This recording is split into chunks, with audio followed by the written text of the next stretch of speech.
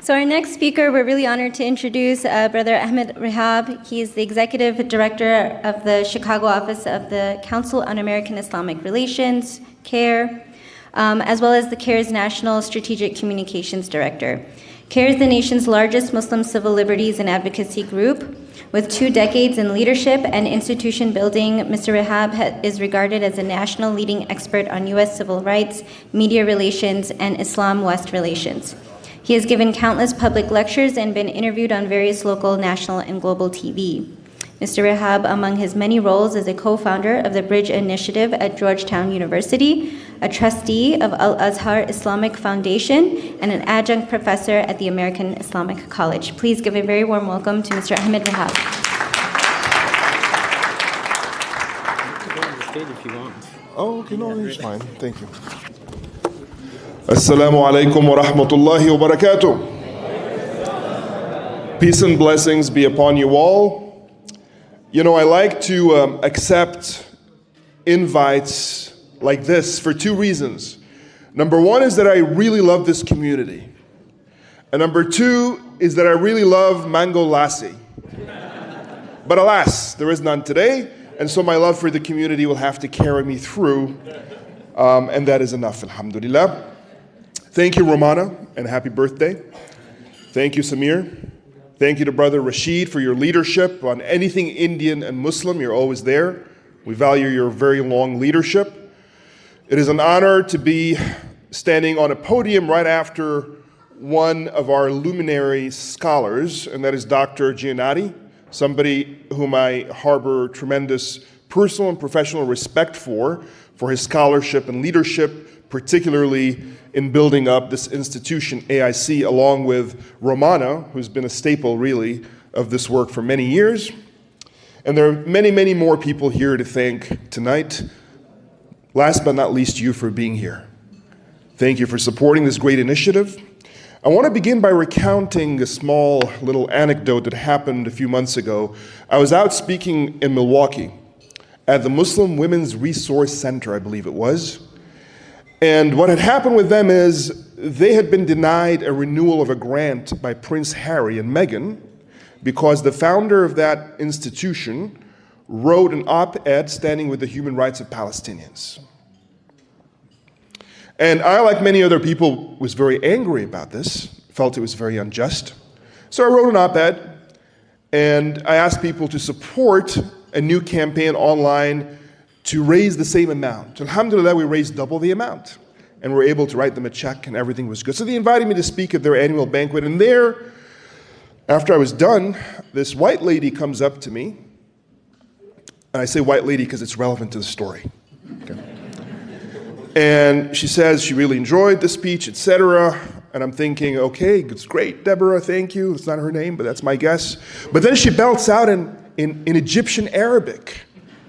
I'm like, what? What's going on? She had a little bit of an accent, but it was really good. And then she introduces me to her husband, who looks even more white, more European, and he starts to belt out in even more native Egyptian that's better than mine. And I was truly confused, and I started to get to know them, and it turns out they're Albanians who had migrated, at least the husband, had migrated to Egypt generationally 3 generations ago. And she had married him as a young lady and moved and lived and spoke the language. I say all this to say that today, we visited them this morning. They invited us for breakfast. And what a lovely Muslim family in their own Albanian Egyptian way. The first fact is we as an ummah, we've always been a crossroads of different civilizations. We've always been an open tent and a beautiful story interwoven with different fabrics. I look at this table. I mentioned Dr. Giannotti, whom I assume is of Italian heritage, just by your last name. I could be wrong, and you turn out to be Irish or something. I don't know. Yeah, not much left. Okay. Next to him, we have Dr. Ibrahim, who's from Turkey, and Dr. Mehmet. On the other side, you have Khalil Meek. And all 4 of them remind me a lot of Amr Bekdash, the Albanian Egyptian American that I had breakfast with this morning, in the sort of love for their Muslim identity.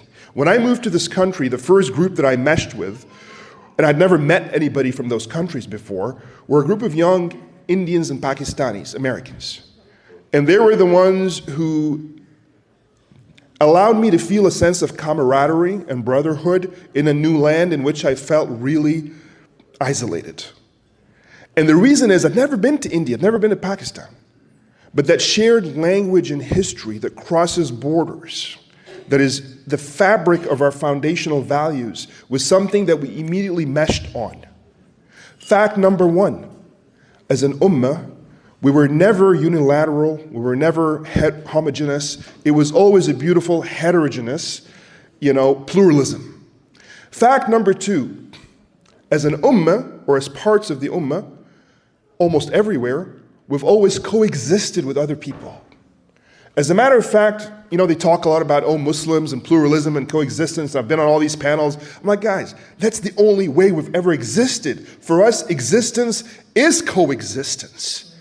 In my native Egypt, where I was born, we walk side by side with Copts, fellow Egyptians, and there's not a thought in the world as to the fact that we're both equally Egyptian.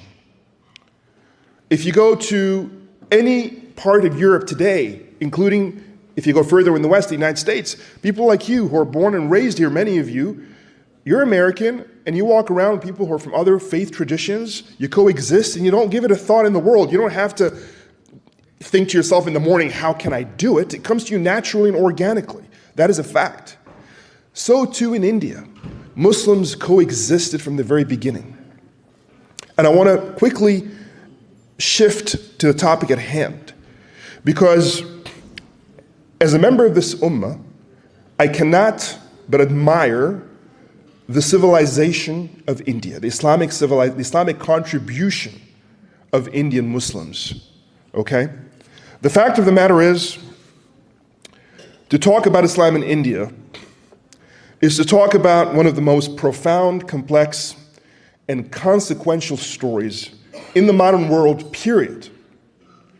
And we have to understand that we've heard the anecdotes in Kerala, but also in the 700s, when Muslims began to come in waves into the Sindh. That originated not with a will to colonize or invade, but rather to free hostages that were captured by a certain leader in that area. And back then, there were 24 principalities with 24 different leaders. It wasn't one block called India, the way we think about it today. So this whole misunderstanding that Muslims invaded India, there was no India in that sense. I mean, these things develop over time. It's true of Germany, it's true of Italy, it's true of much of the world. But that was the case in Sindh, and then they took root there, and they began to contribute very early to the local building of that civilization. And from there on out, and you move into history through the Ghaznavids and the Mughals and the Nizams, and at no point were Muslims who became nativized very quickly, and many native Indians became part of that Islamic civilization in India, living side by side with Hindus and others. At no point was it ever like the British experience in India. There was never exploitation, never forced conversion, and never repression. There was only a contribution to the bureaucracy, to the agriculture, to the irrigation, to the science, to the art, to the civic life that helped, quite frankly, put India on the global map very early. As a matter of fact, it was partially due to the great contributions of Indian Muslims in the early centuries that India was a jewel to be sought for the crown of the British Empire. And these are just facts. It's not to say that nobody else contributed. It's not to say that this is some kind of competition between two religions or two groups. We're just talking about facts. Facts matter. Reality matters, right? And the fact is, India is home to one of the largest Muslim populations on earth. Over 200 million Muslims live in India today, making it the third largest Muslim population in the world. That means nearly 1 out of every 7 Muslims globally is Indian. But honestly, numbers alone don't tell the story. As a matter of fact, you may not know this, but if I were to ask you, what is the percent population of Muslims in Russia? Well, let's first start with India. What is the percent population of Muslims in India?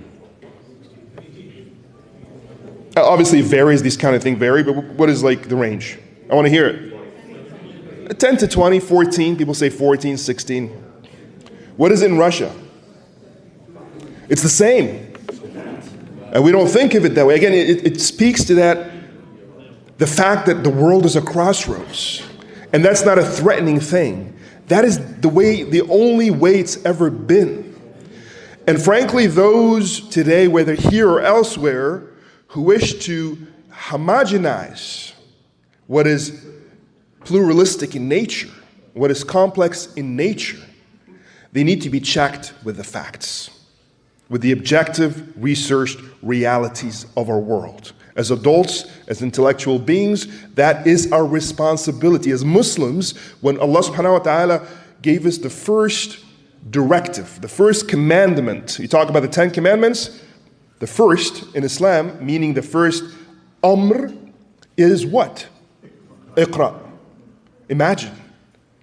That's how holy and sacred and important Iqra is. And Iqra doesn't just mean recite, it does mean that in the particular instance of Gabriel and the prophet, but it goes further. Today we say qira, it means reading. When we say Iqra, it means research. It means consider the facts before you. It means engage with the material. It means be impacted by facts and then impact the world by conveying them. All that is part and parcel not only of our culture, but our identity as Muslims. And that's why I so value AIC, because it's an institution that wrapped itself around that commandment to build channels to do just that in various disciplines. And now we're adding this beautiful and wonderful and needed new initiative, which is the Center for the Study of Islam in India, thanks to CSAS as well. And so, my friends, Islam arrived in India, as I mentioned, not just through conquest, as some narratives would have us believe, but really through trade, as you heard, scholarship and spirituality, whether it began with the Umayyads, the Arab traders, or many other waves after them, engaging the Malabar coast as early as the 7th century, as you heard, Sufi saints, spiritual revolutionaries that spread the value system of Islam, not through the sword, but through character, compassion, and conviction, that helped tell the story of India today, both in pre-modernity and in the current legacy of what is India. Indian Muslims contributed to every dimension of society: politics, science, literature, law, and liberation movements. And they helped, once again, from the early days, put India on the map of the global trade routes, being connected to those larger civilizations around them, and in later centuries, even in its own right, as a place to be sought for opportunity, for learning, for arts. When the British came to India, they were the 3rd largest GDP in the world. By the time they were done, it had fallen down to the 27th. It was the contribution of Muslims, among others, but certainly cannot erase, because erasure is a big part of today's world, the fact that Muslims very much helped to contribute, if not lead the growth to that point of success. That needs to be studied. That needs to be learned about. This is not a story of outsiders, and that's the point I want to drive home today. This is a story of natives. This is a story of the organic realities of this wonderful and magical place that many of us who are not from there have always seen as one of the great, singular, great civilizations of the world. If you had to mention 3 or 4, India would be one of them, in however way you define it. Now, today Indian Muslims face a complex set of challenges, and quite frankly, socioeconomically, they lag behind national averages in education, employment, and income. And reports have shown disparities in access to opportunity, systemic issues that require honest examination. Politically, the representation have diminished over time, starting with the British colonization, but thereafter with the partition and everything else. And socially, they face increasing marginalization, in some cases targeted discrimination. But scholarship for us is not activism, it's not advocacy. It is understanding realities and researching facts and being able to be impacted by the truth in a time where narrow ideologies want to pummel alternative realities. This center is about the study of this complexity in an honest, academic, rigorous way, the highest standards you can imagine in any academic institution. It is also about creating opportunities for Muslims in India to further their study. And many of them, we talked about socioeconomic challenges. Frankly, there's challenges of illiteracy. And that contributes to some of the issues that are there, quite frankly. An opportunity to learn, opportunity for those, for example, who attend madrasa. And madrasa can contribute great things. But to stop there and not have an opportunity to enter into a platform, a space of higher secular education rooted in Islamic values, universal values, that can change now. And we can have people attend a lot of these classes and perhaps even degrees online with a center like this. It brings together scholars from the United States, from India, and from other parts of the world. And so it creates that unifying language and platform to study this stuff from multiple vantage points, which makes the material even more rigorous and powerful as a product. There's so much that can be done. The sky is the limit. It's really exciting to be invited to speak at this early moment in this nascent stage of the center. It can grow as fast and as big as you tonight and others after you want it to, with our contributions and with our support. I only have a few more minutes before Maghrib,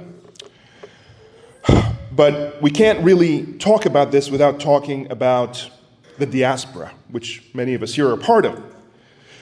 Indian Muslims in the United States represent a growing and dynamic community. We know very well from personal experience, there are tons of doctors. It's not a complaint, by the way. I'm very happy about that. Engineers, entrepreneurs, academics, artists, yes, growing. Comedians now, and actors, and producers, and storytellers, which is as important for me as scientists. And really public servants as well. More and more now running for office and just part of civic life. They're building institutions, they're shaping discourse, they are raising families that carry both heritage and hope. But they're also navigating, like many of us from other parts of the world. As I mentioned, this is a complex, beautiful world of interwoven paths. They're navigating layered identities.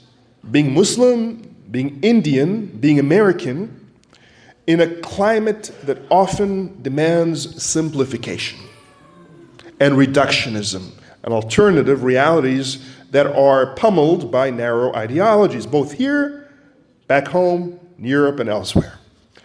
Especially after 9/11, Muslim communities in America, including Indian Muslims, faced heightened security, surveillance, and suspicion. Islamophobia did not discriminate between national origins, and yet, despite these challenges, Indian Muslims in the diaspora have contributed immensely to American society, not just to the Muslim diaspora. They're actually overrepresented in professional fields. They have higher than average levels of education, mashallah. They're engaged in civic life, but perhaps more importantly, and this brings me back to this project, they're bridges. They function as bridges because of their multi-layered realities, because of the coexistence with others in that fabric, in that DNA, because of the great civilization from whence they came that remains in the DNA. All of that comes out on an individual and community level and allows you to become unique bridges. And this is where institutions like this center can play a transformative role, not just in studying the past, but shaping the future, by fostering dialogue across disciplines, by supporting research that is rigorous and relevant, by amplifying voices that are too often marginalized, by training a new generation of scholars who are not afraid to ask the difficult questions and demand honest, objective, non-political answers. Let me be clear. This is not, as I mentioned, about advocacy disguised as scholarship. It is about scholarship that refuses to be afraid of reality or to ignore it. It is about intellectual integrity that does not flinch in the face of discomfort. And frankly, if we don't have that, we have nothing. And if you don't allow me to die on that hill, what's life worth? I'll repeat, it's about intellectual integrity that does not flinch in the face of discomfort to point, to locate, point, shed a light on truths, whatever they may be, wherever they may be, comfortable for us or uncomfortable, comfortable for somebody else or uncomfortable. It's about and the truth will set you free. Knowledge is good. We cannot be afraid of it. In today's world, we're being told by many people, because the truth hurts them, that they don't want us to know it. They don't want us to see it. They want us to live in these falsehoods. Research, again, this isn't a political message, my friends. This is purely the point of academia. Any honest academician will tell you that. That's their role. They don't know what the results of the research is going to be. They don't care. They care about the process. They care about the methodology. They care that it's rigorous and honest and fact balanced and checked. And that's this institution and this center. I'm closing up. It is about creating space for nuance in a world addicted to binaries, because the story of Islam in India is not a single narrative. It is a mosaic. It is poetry and politics. It is architecture and activism. It is devotion and dissent. It is a story of belonging and of being made to feel like you don't belong in some cases. And if we're serious about studying it, we must be willing to engage in its full complexity. But it's also about bridges and opportunities, like I mentioned, for those who don't have them to be able to have access to higher education. As I close, I want us to think about what this means. It means listening, not just to scholars, but to communities. Am I right, Dr. Giannotti? That's the real research. That's the real engagement and conversation. You can't, I'm tired of those who speak for Muslims, for example. I do a lot of media, you know that? And I get all these experts, and they speak to me, they speak about me, but they've never spoken with me. They've never spoken to my community. Like, what are you an expert on? You can't ignore communities. Communities have agency. And we're not going to follow in the wayward Western tradition. There are some great Western traditions in academia, but there are some that are wayward, where they erase the communities that they study and speak for them. And that comes from a certain level of superiority. We don't have that. We have humility in our approach to education and learning. So it means recognizing that we have to listen not just to scholars but to communities, that behind every statistic is a human being. We're not going to fall into that numbers game. It is standing with a student trying to access education and can't do it, a family seeking security, a community striving for dignity. What does success look like for this center for me? I speak for myself here. Well, it's not measured for me by the number of conferences hosted or papers published, though those matter in any academic environment. Success is going to be measured for me by impact, by whether the center changes how people think, by whether it informs, not dictates, policy, by whether it empowers communities who are affected, and by whether it tells stories that would otherwise go untold, and by whether it stands firm on research and facts, especially when it is easier to stay silent and vanilla with pure rhetoric that goes nowhere. Thank you all very much. Wassalamu alaikum wa rahmatullahi wa barakatuh.